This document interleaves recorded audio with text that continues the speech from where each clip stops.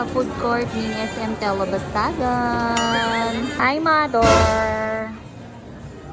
Hello po. Kain tayo. Tanghalian na to. Tanghalian at saka Ngayon lang kami merienda. magla-lunch dahil meron kaming ganap kanina.